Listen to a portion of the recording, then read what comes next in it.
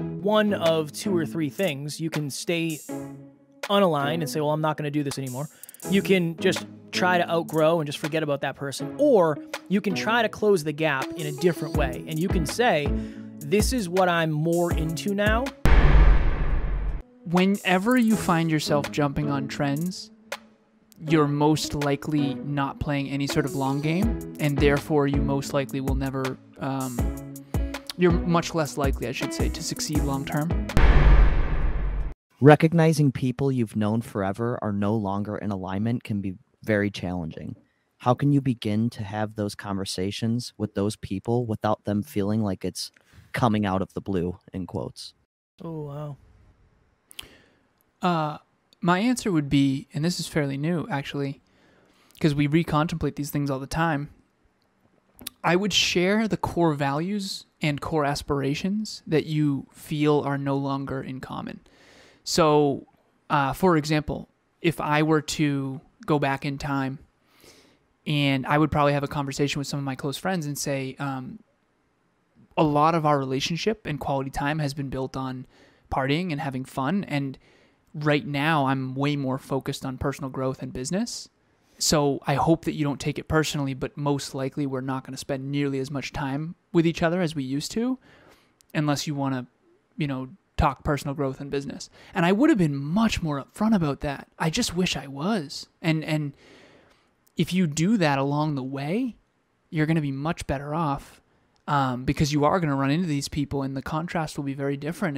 And a lot of people, the feelings get hurt and you're not who I thought you were, and it just gets really messy. And so I think being more upfront and truthful and vulnerable is always the play. If you are vulnerable and then you get attacked, then you really do just got to go, though, because obviously you don't want to open your heart up to someone who's going to really hurt it. That would be the answer I would normally give, but I'll give a different one since Alan said it.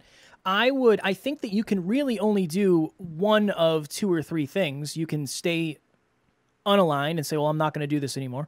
You can just try to outgrow and just forget about that person. Or you can try to close the gap in a different way. And you can say, this is what I'm more into now. So just say it was fitness, and you and this person had a relationship that wasn't based in fitness. You could offer the opportunity to reconnect and realign. Just say, hey, this is something I'm super into now. I found a passion for fitness. Do you want to join me at the gym? At least give that person the opportunity to realign with you, because this is what happens. It won't seem out of the blue, because it's not you against them. It's you doing this new thing, and let them decide whether or not they want to be a part of that. I think that's a good way to do it. So something along the lines of, hey, Alan, this podcast thing is something I'm super into. Is that something you'd be interested in joining me with? And you're going to see I'm showing up as a podcaster. I'm showing up. These people will see you at the gym, and it won't be, number one, it won't be personal. And number two, I don't think it'll be as out of the blue if you give an actual thing and you try to collaborate on that. That's what I would say. How do you be your authentic, true self in a job that is not aligned for you or your goals? You leave. You probably leave. That's such a challenging thing. I would say one of two things. One, you work very, very, very hard and proactively at finding something more aligned. Two, you try to realign the culture of the job.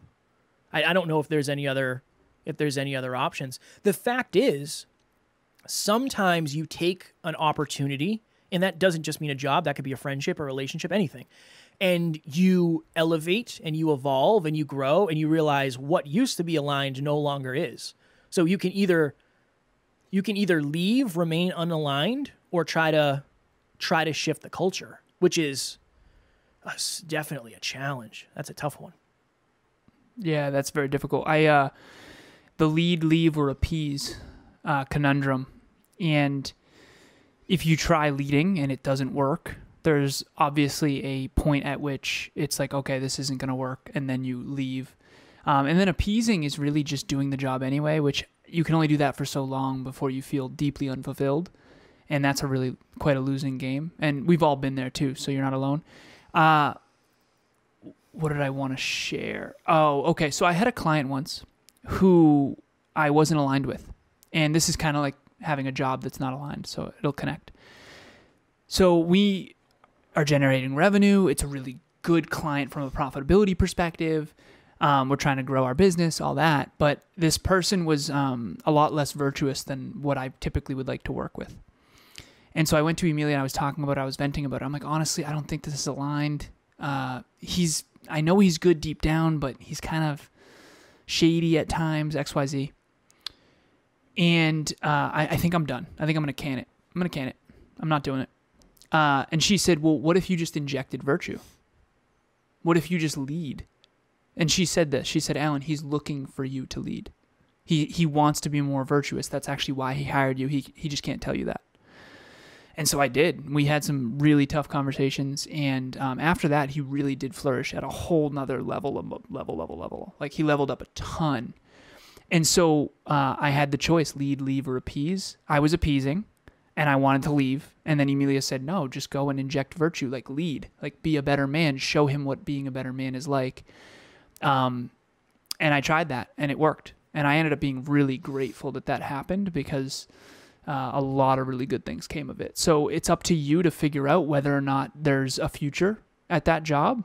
And if you can change the culture. Now remember, that's only one person and I'm in the coaching seat. So my influence is higher than yours might be. So just keep that in mind. Can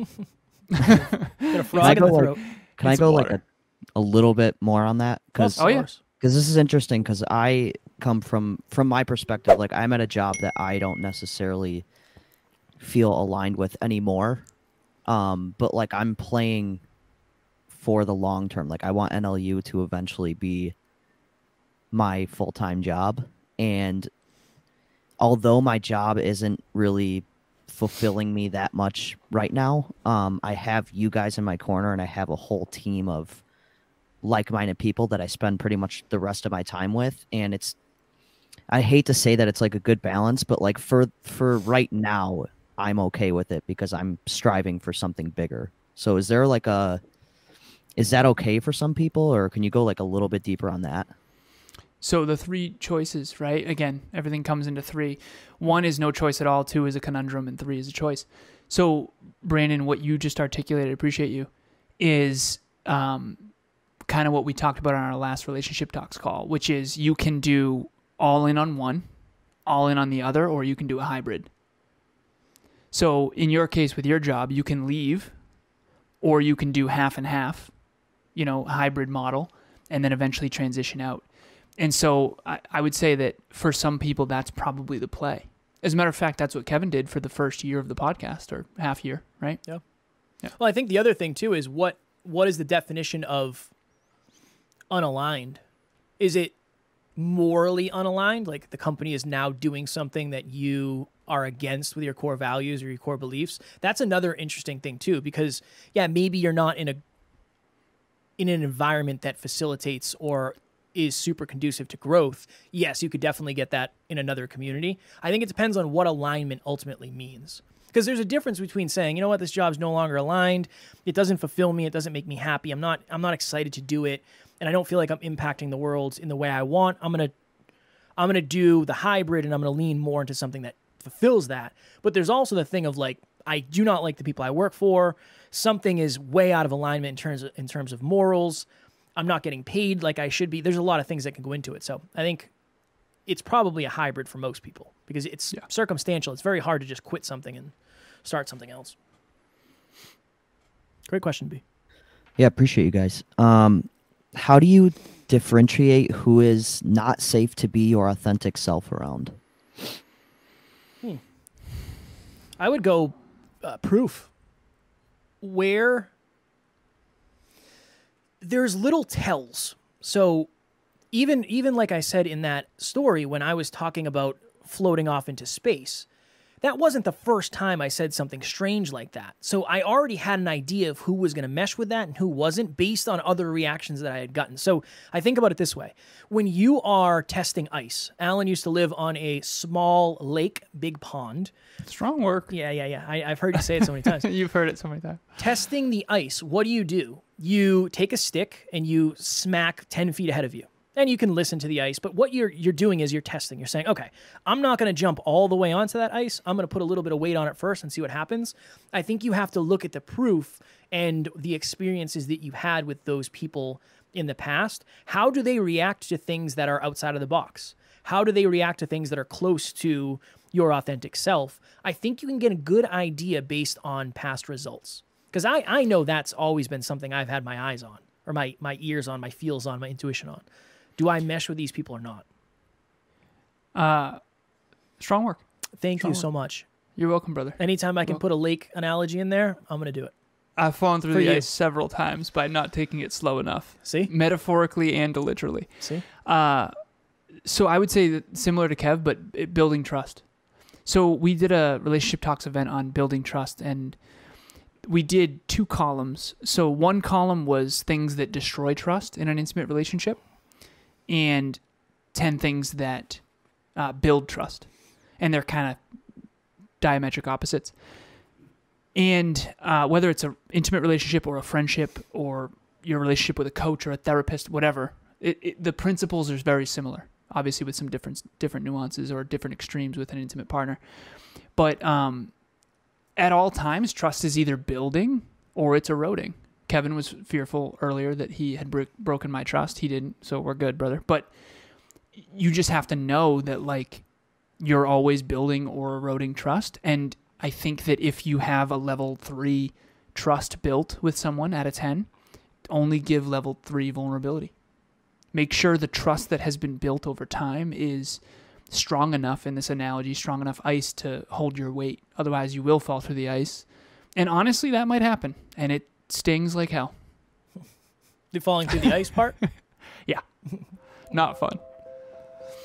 So group coaching was definitely an experience for me. Getting to know the people was really, really cool. Everybody's kind of moving towards the same goal. And I definitely started to see the value in what Kevin and Alan were presenting to us. PPT for me was something that was really huge. I was looking for a system to help me kind of keep track of the things that I had to do every day to make sure that I was productive. I feel like I got so much value out of it, and I am so grateful that I took the leap and I decided to join. Several times. I'm still trying to unlearn and change the behaviors from my past. Is there a way to approach this and not become overwhelmed in the process?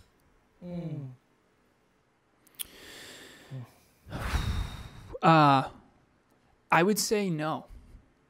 There's a way to, if you're trying to unlearn and change the behaviors of your past, it's going to be painful. It's going to be uncomfortable. It's going to be challenging. It's going to be messy. You're going to be imperfect. It's going to suck. But there's a way to do it in a way that minimizes the suck, for lack of better phrasing. But I think that going into it knowing that it's going to be really painful and challenging, I think is empowering. And while you can try your best to do it with grace and kindness, both with yourself and others, you have to realize that it's going to be difficult and you probably will be unkind unintentionally at times or triggered or whatever. So I think it's empowering to realize that it's going to be a little messy and that you got to embrace the messy middle and just go for it. I would say, yes, it most likely will be uncomfortable because I think growth requires resistance, and resistance usually is uncomfortable. But I would say this, one way to do that is to try to only seek feedback that is at the level of your self-worth and your self-belief, because that way at least you can handle it. One of the reasons today was a very, very hard day for me is, and if you're in Next Level Nation, you know this, I've been struggling a little bit just to keep up with everything. And I would say my self-belief and my self-worth are not where they usually are. So any little bit of feedback, like Alan and I had a great conversation today, but there were certain things of feedback where it was like, I cannot take that today. Normally it wouldn't be much. Today it was a little bit harder. I would say that when you're reflecting, it's very hard to beat yourself up. So if you say, well, I'm unlearning this thing that now I know very, very clearly, when we regret, it's usually because we're looking back with a higher sense of awareness on a lower sense of awareness or lower version of awareness of ourselves. So yeah, make sure that you're only seeking feedback that is a little bit lower at the level of your self-belief and self-worth, or a little bit lower. Don't overshoot, because that's when pain really, really gets there. For all the young entrepreneurs out there, there's a lot of comparing and like jumping on trends. It's very popular in today's age. What advice would you give to the entrepreneurs who are trying to find their people and create like a community? Advice for young entrepreneurs is one of my favorite things in the entire world. So I appreciate this question, whoever asked it. We will go over on time, and there will be $1 into the jar. For the Next Level Hope Foundation. So thank you for whoever asked this question. You're going to end up donating at least $5 to Next Level Hope Foundation. Vis-a-vis NLU. So I'm joking. To answer the question, I would say, first of all, the trend thing, you got to be very careful. Whenever you find yourself jumping on trends, you're most likely not playing any sort of long game, and therefore you most likely will never, you're much less likely, I should say, to succeed long term. Because you're just jumping from trend to trend to trend to trend, and you're not really entrenching in what this episode is about, which is being who you really are. If you're jumping from trend to trend to trend to trend to trend, you don't know who you really are, and that's where I would start. What was the second part of the question, B? Jumping on trends and comparing a lot to other people who are in like their field, and just what advice would you give to them about creating like a community of people or finding their people? One thing I would share about comparison is you got to be careful, and this is a tried and true fundamental. Don't compare your chapter 1 to someone's chapter 20. You know, we're 5.5 years into the podcast, 5 years in. I think 5 years in. 5.5. 2017 to now. So yeah, 5 years in. And you just starting out should not expect these results, right? It's taken 5 years to build this community. So, you know, definitely don't do that. But I think there's some value to comparison too, which is like it could inspire you as well. And I think this depends on self-belief and self-worth, to Kevin's last point. But when it comes to building your own community, you kind of have to decide in advance that you're going to do it, and then realize that it's going to take way longer than you want it to. And on the off chance it doesn't, at least you'll be pleasantly surprised. I'm writing an article about this, how we have these expectations that are so inaccurate that the contrast between what happens and what we hoped would happen creates too much pain, and we end up quitting. And luckily, Kevin and I never quit because he has it tattooed on his forearm.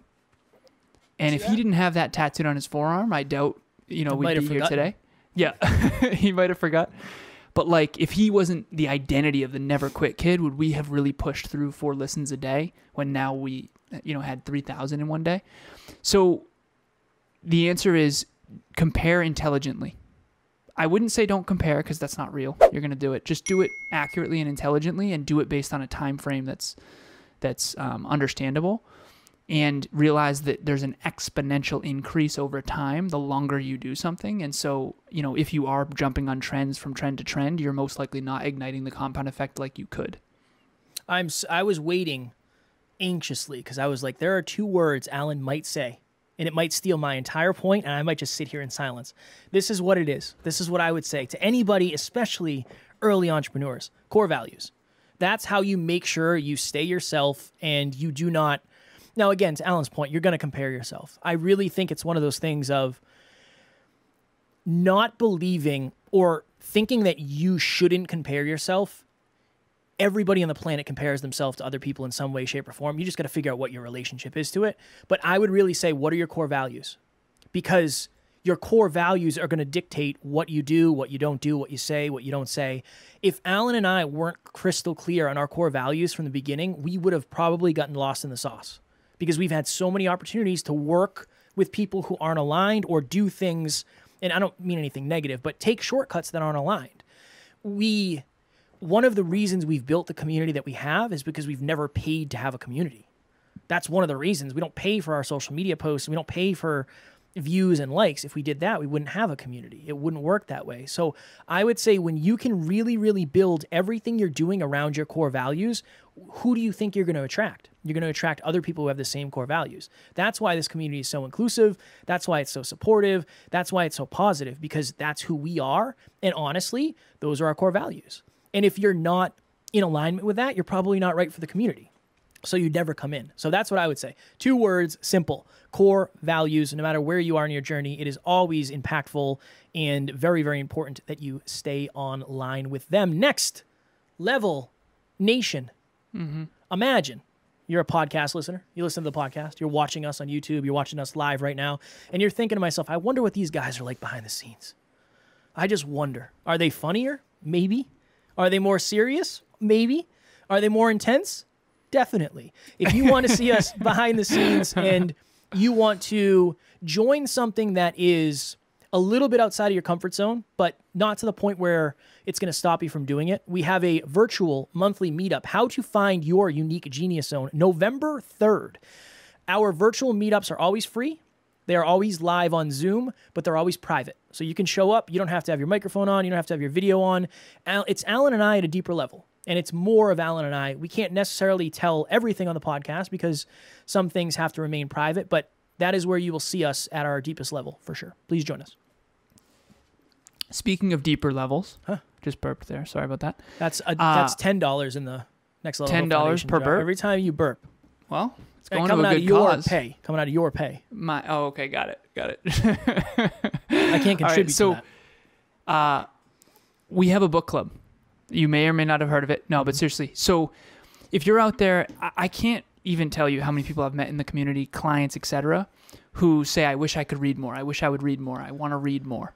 You're never going to look into your future. You're never going to look back and go, I wish I had really, you know what did it? You know what did me in? I just read too many books. You know what it was? It took me off the rails. I read too many personal development books. Same. Yeah, exactly. So we're reading Switch by Dan and Chip Heath. This book is about behavior change. In book club, we dig very, very deep, quite frankly, too deep at times. But you don't even have to be on your mic or your camera, similar to the monthly meetup. Join us. We have a private WhatsApp group. It really is a wonderful community of people who love to read and who love to talk deep topics about how to change their life. It really is. We call it Mirror Club. There's a lot of big mirrors in there, but if you really want the next level of growth, join us every Saturday, 12:30 p.m. Eastern Standard Time, and I'm pretty sure Brandon has put the link in the comments, and the link will also be in the show notes. Last thing I will say, if you are watching this live, if you are listening to the replay, you probably want to find your people at a deeper level. We have a private Facebook group. You might be watching it in the private Facebook group. Just throw a post up asking to connect with other people, asking if other people are struggling with the same thing that you're struggling with. That's a very, very quick, easy way for you to find your people. It will help people self-identify as, I am the type of person who would hang out with this person. Next Level Nation, as always, we love you, appreciate you, grateful for each and every one of you. And at NLU, we do not have fans, we have family. We will talk to you all tomorrow. Please reach out. Later, everyone.